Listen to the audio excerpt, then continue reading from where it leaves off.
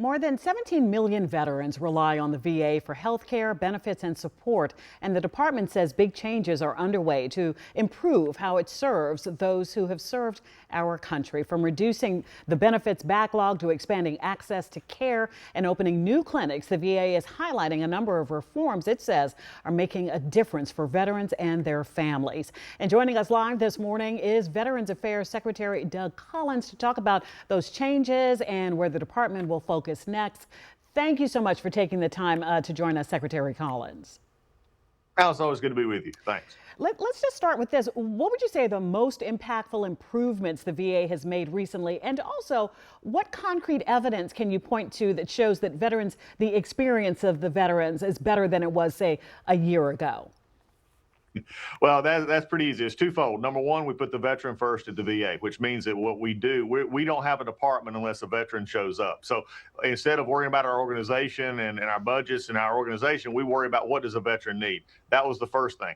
But the concrete evidence to show that we're actually making progress, when I first stepped in from the previous administration, they had a 260,000 backlog of cases, backlogged over 125 days. It took them 135 days to complete it. We've dropped that down to less than 75,000 in 77 days to complete. We've added over 30 new facilities across the country. We've actually dropped wait times for services in our facilities, which, by the way, we're the only one that actually measures wait time, but we're actually dropping those times to get those first appointments, to get surgeries, and to do those things that the veterans need.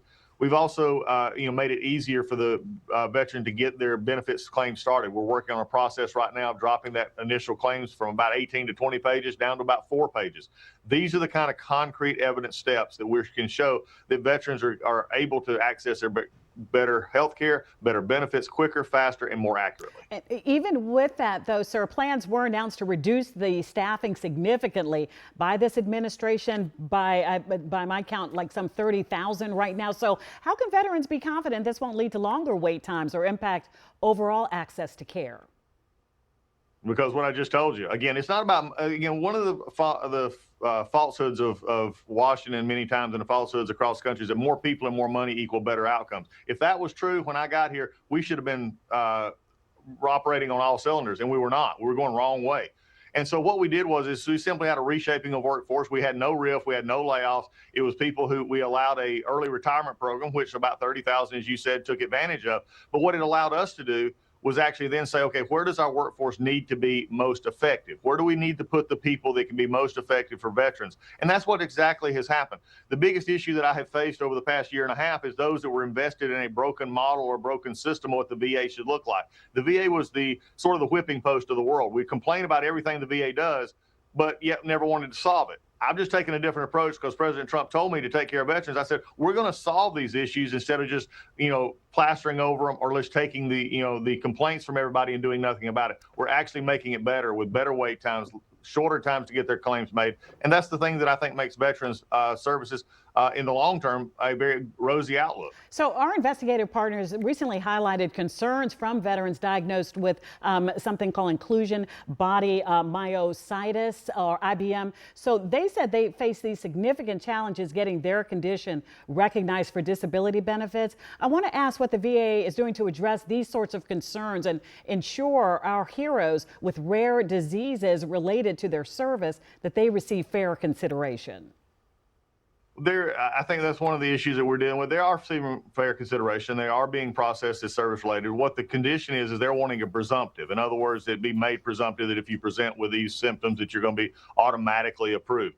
I think we're going through that process right now, as we have with many other diseases, and this concern of presumptive illness. And we're making the determination as quickly as possible based on what the law tells us we have to do and the reasons we have to do to make something presumptive as we move forward. So we're hearing their concerns. We're acting on those concerns. It just takes a little bit of time to go through it, because making something presumptive is not just something that you do overnight in a way that is not backed up by the evidence presented. And we take account all that they've given to us and look forward to seeing how that outcome comes. Before we let you go, Secretary Collins, I'd want to ask about something different: housing, homelessness with our veterans.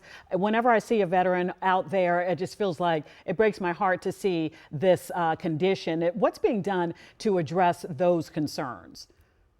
we're continuing to put more and more resources there. We've permanently housed over 50,000 veterans last year. We actually have taken over 25,000 veterans and moved them from the streets to temporary housing in this past year alone. We're continuing to focus areas such as West LA Project, which was the President Trump's executive order on how we're going to make a Center for Warrior Excellence out there, but also focusing on the real issue and crisis of homelessness in Los Angeles and the Southern California area and across the country. We're putting efforts every day. Every one of our hospitals do surges every year or every 6 months to go out and actually by name know who is in their area and actually get the treatments and get them into the system. So it's something we think about every day. I will say this: over the past 20 years, veteran homelessness has shown a decrease, whereas the national average for non-veterans has shown an increase in homelessness. Ours is going down, but one is still too many. It's a pleasure to talk to you. I have about 1,500 more questions for you, but that's our time. But I do appreciate our time today. That's Veterans Affairs Secretary Doug Collins. Thank you. Thanks so much. All righty. Other news now.